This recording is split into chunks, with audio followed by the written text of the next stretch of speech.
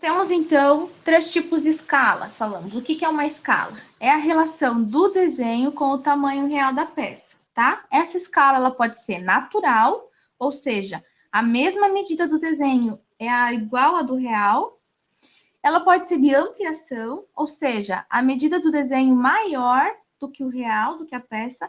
E pode ser uma escala de redução, ou seja, o meu desenho menor do que o tamanho real da peça, tá? Como que eu faço o cálculo de um fator de escala? Então, aqui um exemplo, onde eu tenho um objeto real com as suas dimensões reais e eu tenho o espaço para desenho, tá? Quais são essas medidas? Então, o meu objeto, ele mede 500 por 600, tá? E o meu espaço para desenho eu tenho quanto? Eu tenho 100 por 300. Como que eu vou relacionar essas medidas? Bom, recapitulando que sempre que eu tenho uma escala, eu tenho uma relação do D, que é o desenho, sobre o R, que pode ser expresso também nessa forma. D para E, ok? Quando eu vou relacionar, já que eu tenho x e y, tenho duas medidas, eu vou relacionar x com x e y com y, ok? Então, o que eu fiz aqui? Relacionei 100 com o 500, tá? Nesse caso, por que eu relacionei menor com menor? Digamos que eu tenho essa liberdade de virar a folha, tá? E de inclinar a folha. Então, essa folha eu posso usar na vertical ou na horizontal. O que eu fiz? Posicionei ela num formato que coincide com as dimensões do desenho, beleza? Então, eu relacionei o 100. Sempre o 100 vai primeiro, por quê? Eu tenho a medida do desenho primeiro e depois a do real, tá?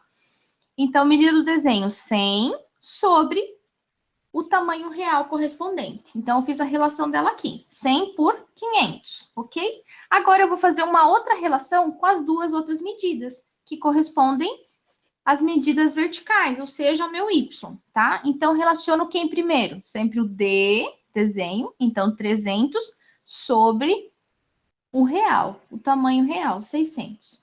Quando eu tenho um fator de escala, eu não vou realizar essa divisão. O que eu vou fazer? Eu tenho que manter uma fração. Então, para eu manter uma fração e ter um desses números igual a 1, eu vou dividir o menor por ele mesmo, tá? Então, nesse caso, quando eu tenho 100 sobre 500, eu divido 100 por 100 para obter o 1. E para manter a proporção da fração, vocês já devem ter visto isso em matemática, né? Operação na fração, eu tenho que dividir em cima e embaixo pelo mesmo valor.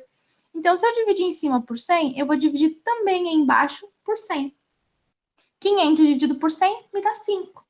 Então, eu sei que para essa medida aqui da peça se encaixar nessa medida do desenho, eu tenho que reduzir ela 5 vezes, tá? Então, 1 para 5.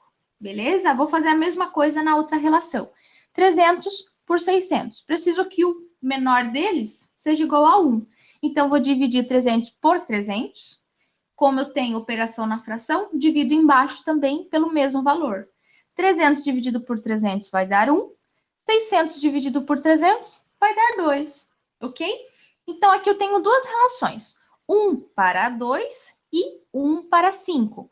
Dentre essas duas, eu preciso escolher uma única escala para o desenho. Por quê? Se eu trabalho a largura em uma escala e a altura em outra escala, ou ele vai ficar achatado ou ele vai ficar esticado, certo? E isso não pode acontecer, porque eu tenho que manter sempre a mesma proporção da minha peça real, ok? Então, vamos pensar um pouquinho.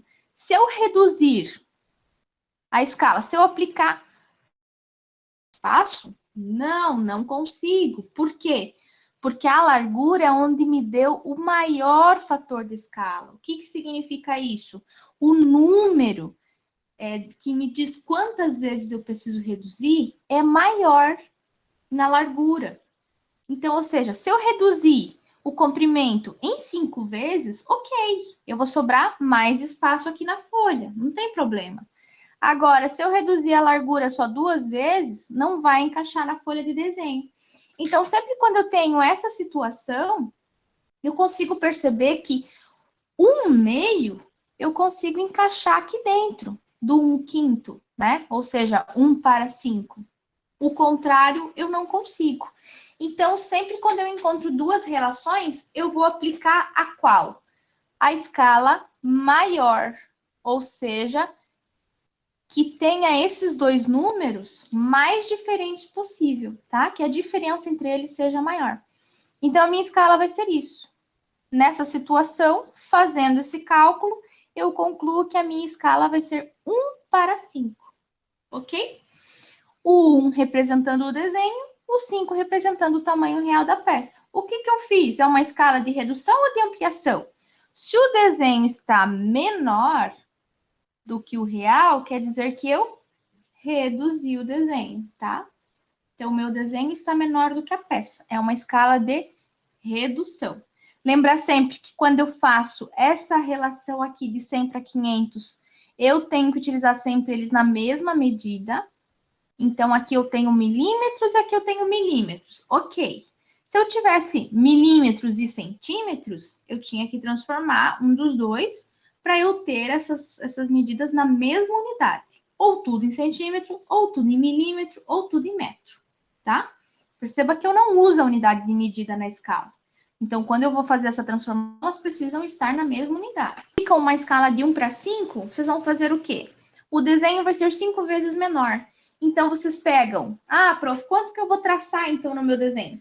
Bom, vocês pegam os 500 milímetros, que seria o tamanho real da peça, e dividem por 5, tá? Toda a medida da peça vocês vão dividir por 5. E aí, vocês vão traçar no desenho esse valor.